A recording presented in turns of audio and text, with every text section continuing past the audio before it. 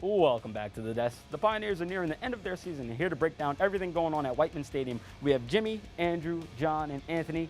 Now, Jimmy, we'll go to you first. You know, the Pioneers had a big conference win against Kean University last Saturday. What did you see from the game? Well, Samory, what I saw was a dominant victory. I can tell you and I can show you. We got some highlights of the game. Pioneers absolutely dominated from start to finish. Here we see Spencer Lee dropping back, post route, Taz Burton breaks off a couple wimpy tacklers, spin move. He's going to turn on the Jets for a 77-yard touchdown for a Pioneers house call. Big play for the Pioneers to get out early in the second quarter. There's about 12 minutes remaining. Teammates going to come over and celebrate with him. Taz Burton, big transfer from Wesley, been helpful all season. Big play guys, Matt Clark, Taz Burton, they can do it all. Here we go, we got 3rd and 9. Elijah Bell, been an absolute beast off the edge all season. Strip sack, fumble recovery, Nick Bianco. Pioneers are going to recover the ball at about the 37-yard line. Give them that belt. This is an absolutely huge play for the Pioneers. Keep that momentum going into the second quarter for the first half. Here we go, a little WPU RPO. Hits tight end William Freese for the touchdown. We love to see the effort. 14-3 Pioneers. Absolutely great victory, Samory. Plays like that made it happen. Yeah, and I mean, look, the defense only gave up 6 points, John. So we'll go to you. What did you see from the defensive effort there? I mean, Kean, you know, we had an advantage over them, but, you know, 6 points is 6 points. I know, and when you look back on what actually happened, they had a run stop, a pass block, 3 interceptions, and 3 sacks, all right? And what really stood out for me was Nazir Wright, because he had one of those interceptions, the pass block, and the run stop. I mean, he did it all in that game. He did do it all. You know, he had a little bit of everything going on the defense. Andrew, what did you see from the game?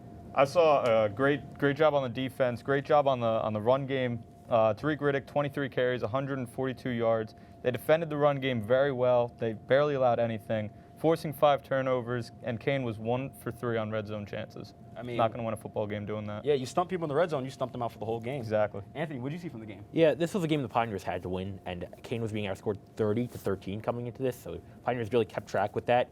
Justin Lucia, 3 interceptions, so the defense did their part. 2 sacks, they were doing it all. Spencer Lee, 15 for 24 with 2 touchdowns. And guys, let's not forget Tariq Riddick, 142 yards on the ground. He's a guy that's going to get the ball, he's going to get it done. Didn't score any touchdowns, so that's not going to stand out.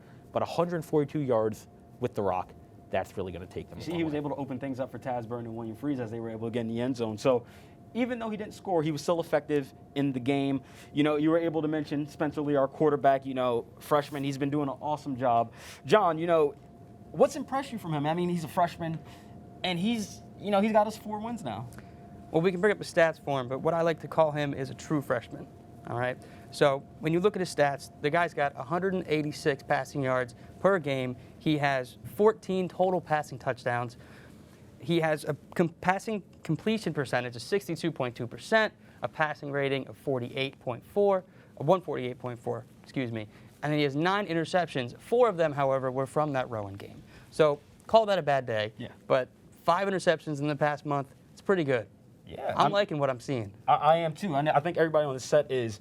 Jimmy, I know, you know, it takes a lot to be a quarterback, but the guys that protect the quarterback, what have you seen from them as well? Oh, like you said, Samory, guys that protect the quarterback, and they do more than that. They protect, Tariq Riddick as well. They got to establish the run game, make the big plays. Guys like Ariel Higuera, Paulie Lucino, Raul Rivera, Brad Peets, Will Valentine. You got Richie Squeal supposed to come back in Montclair. That's going to be a big addition for this offensive line. You know, Pioneers average about 280 yards per game on offense. That can't happen without a solid offensive line. Keep clean pocket, run game, makes it easier for your team.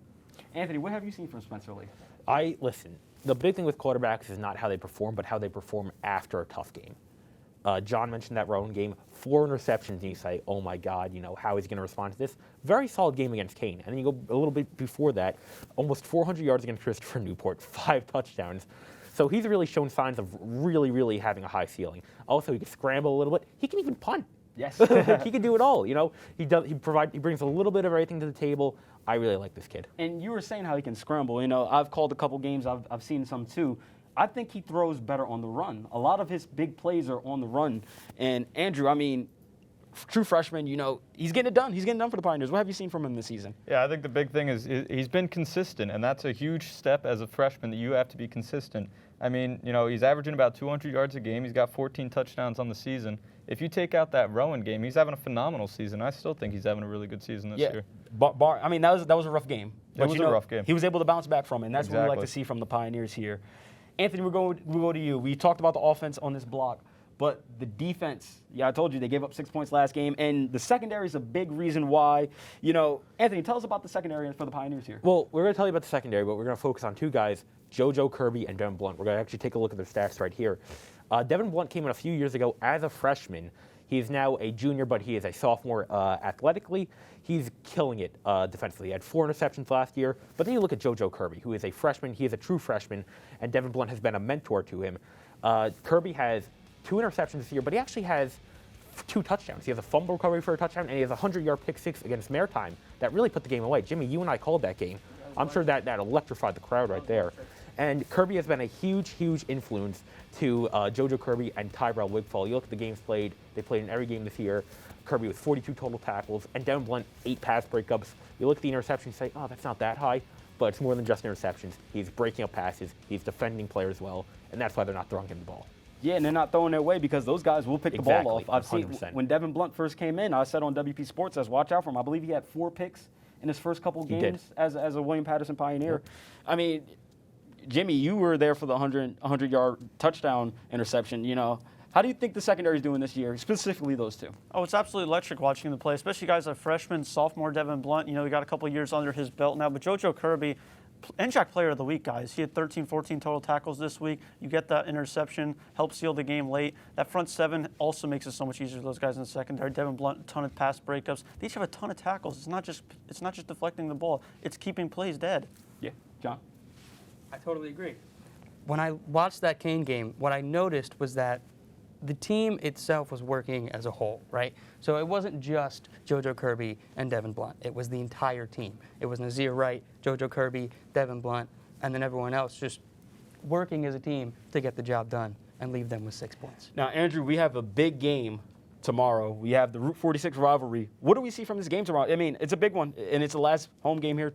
Yeah, we've got a huge game for the Pioneers this week. Let's take a look at how Montclair and William Patterson match up.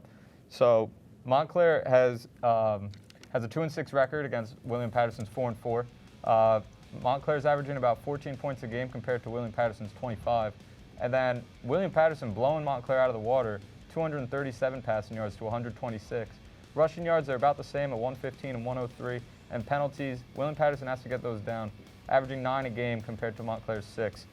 So William Patterson is 1-14 against the Redhawks since 2006. But I think this week we're going to be 2-14 against them. I think William Patterson is winning this week. I like that. I'm going with you as well. Anthony, what do we see from this game tomorrow? This is a huge game for the Pioneers. You said yourself, Andrew, Route 46 rivalry is a huge rivalry. Pioneers can clinch at least a 500 record. And the reason why I think this game is so big, it is the last home game of the year. Also, you play Salisbury the week after that. Salisbury is a really tough team to play. So if you can beat Montclair, you're good to go. Jimmy, quickly.